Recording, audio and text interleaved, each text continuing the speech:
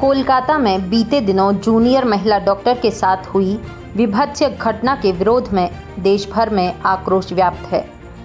इस मामले को लेकर आईएमए के आह्वान पर जहां चिकित्सकों के द्वारा हड़ताल की गई, तो वहीं तमाम महिला संगठनों के द्वारा भी आवाज़ उठाई गई है। इस क्रम में मथुरा के विप्र क्लब के द्वारा कैंडल मार्च निकालकर इस घटना को अंजाम देने वाले आरोपियों को फांसी की सजा दिए जाने की मांग उठाई है। इस मामले को लेकर विप्र क्लब की महिला पदाधिकारियों के द्वारा विकास मार्केट से होली गेट तक कैंडल मार्च निकालकर अपने आक्रोश का इजहार किया है। इस दौरान क्लब की महिला सदस्यों के द्वारा हाथों में तलवार और फरसा लेकर मोमबत्तियों के साथ कैंडल मार्च निकाला गया और आरोपियों को सिर्फ फांसी दिए जाने की मांग की गई। तो वहीं आक्रोशित महिलाओं ने अपनी सुरक्षा महिलाओं से स्वयं किए जाने की बात भी कही है।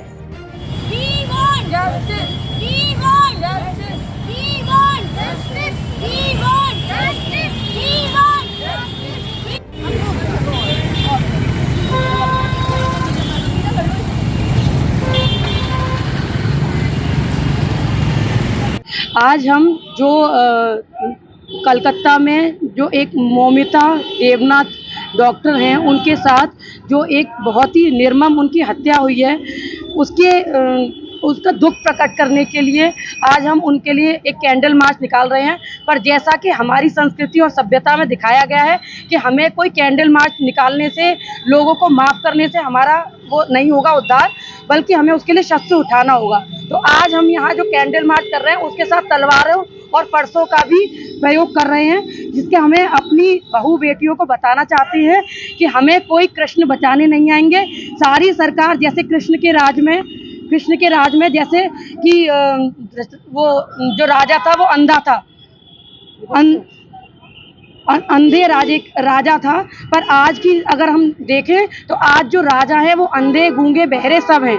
किसी भी नेता के आप एक भी वक्तव्य नहीं सुनेंगे इस घटना के लिए, बल्कि जो महिला नेता हैं वो और भी ज़्यादा धूर्त हैं, जो इस मामले को दबाने की पूरी कोशिश कर रही हैं। चाहे आप बंगाल में लीजिए या उत्तर प्रदेश में कहीं भी लीजिए, कोई महिला इस कार्यक्रम के लिए आगे नहीं आई है। इसके लिए हम उनका कड़ा विरोध करते हैं। मांग क्या है? हमारी मांग यही है कि जो लोग इसमें शामिल हुए हैं, उन सबको सिर्फ फांसी होनी चाहिए। उससे कम पे हम कोई कॉम्प्रोमाइज़ नहीं करेंगे। जबकि इतनी छोटी बात, इतने तुच्छ टिप्पणी हो रही है कि उसके बेटी के पिता से पैसों की कहा जा रहा है कि आप पैसे लेके चुप हो जाइए।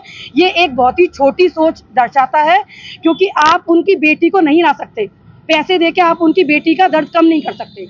एक बाप को अपनी बच्ची को अर्धनग्न अवस्था में जो आपकी वजह से देखना पड़ा है, वो एक भयावह सच जो है जो उन्होंने झेला है, इसका दर्द हम में से कोई नहीं समझ। कड़ी में मैं कुछ शब्द कहना चाहती हूँ। सुनो द्रौपदी शस्त्र उठा लो, अब गोविंद न आएंगे। छोड़ो मेहंदी खड़क संभालो, खुद ही अपना चीर बचा लो। दूध पिचाए बैठे शकुनी, मस्तक सब बिक जाएंगे। सुनो द्रौपदी शस्त्र उठा लो, अब गोविंद न आएंगे। कब तक आस लगाओगी तुम बिके हुए अखबारों से? कैसी रक्षा मांग रही हो दुशासन दरबारों से? स्वयं जो लज्जाहीन पड़े हैं, वो क्या लाज बचाएंगे? सुनो द्रौपदी शस्त्र उठा लो, अब गोविंद न आएंगे। कल तक केवल अंधा राजा, अब गूंगा और बहरा है। होठों सबके सिल चुके हैं, कानों पर पहरा है। तुम भी कहो ये अश्र तुम्हारे, किसको क्या समझाएंगे? सुनो द्रौपदी शस्त्र उठा लो, अब गोविंद न आएंगे। आज हम सभी एकत्रित हुए हैं यहाँ पे। जो हमारी डॉक्टर है कलकत्ता में, उनका बंगाल में उनका रेप हुआ, और आपको सबको पता है जैसा कि कितनी दुर्गति करके उस स्त्री को मार दिया गया, और सभी इस मामले को बुरी तरह दबाना चाह रहे हैं। कोई भी आगे आके इसको उठाना नहीं चाह रहा, उजागर नहीं करना चाह रहा, और उसके जो कातिल हैं वो ऐसा भी सुनने में आ रहा है कि वो भारत देश भी छोड़ चुके हैं। तो इसमें कहीं ना कहीं ऊंचे जो पदों पे लोग बैठे हुए हैं, उनकी सबकी भागीदारी है। क्योंकि कोई भी गुनहगार, जब तक हमारी अगर सरकार चाहे या फिर हम सब आगे मिलकर के आए, वो बिना किसी प्रॉपर बैकग्राउंड के, प्रॉपर पावर के, बैक पावर के ऐसे नहीं बच सकता है। बट अनफॉर्चुनेटली हो यही रहा है कि कोई भी आगे आने को तैयार नहीं है, और इस मामले को पूरी तरह दबाया जा रहा है। ऐसे में क्या ठोस कदम उठाया जाना चाहिए जिससे कि इस तरीके की घटनाओं की पुनरावृत्ति न हो? ठोस कदम यही उठाना चाहिए कि सबसे पहले तो आप देख रहे हैं कि स्त्री ही स्त्री की दुश्मन हो रही है आज की डेट में। हमारी जो हमने ये यहाँ पे कैंडल मार्च निकालने का सोचा है। हम आगे आ रहे हैं, फरसा लेके तलवार लेके यहाँ से लेके होली गेट तक हमने जाने का सोचा है। हम ज्यादा से ज्यादा नारियों को एकत्रित करना चाह रहे हैं, पर आप देखिए ना कितने गिने चुनी नारियां हम आज अपने 4-5 अपने ग्रुप की ही इकट्ठा कर पाए हैं। स्त्रियां ही आगे नहीं आना चाह रही हैं। मतलब इतना भय है सबके अंदर समाज में कि अगर मान लीजिए हम ऐसा करते हैं, आगे आते हैं, तो पता नहीं कल हमारे साथ क्या हो जाएगा। तो ऐसे समाज में, ऐसे देश में, ऐसे शहर में आप कैसे रह सकते हैं? हमारी बहन, हमारी बेटी कोई भी सुरक्षित नहीं है।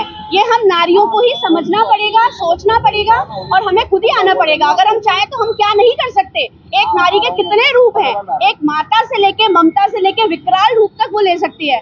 तो मेरी सबसे यही गुजारिश है कि हमारी जो बहनें हैं, सखियां हैं, वो प्लीज आगे आएं। अगर आप आज ये डॉक्टर के लिए आवाज नहीं उठाएंगे तो कल वो आप भी हो सकती हैं।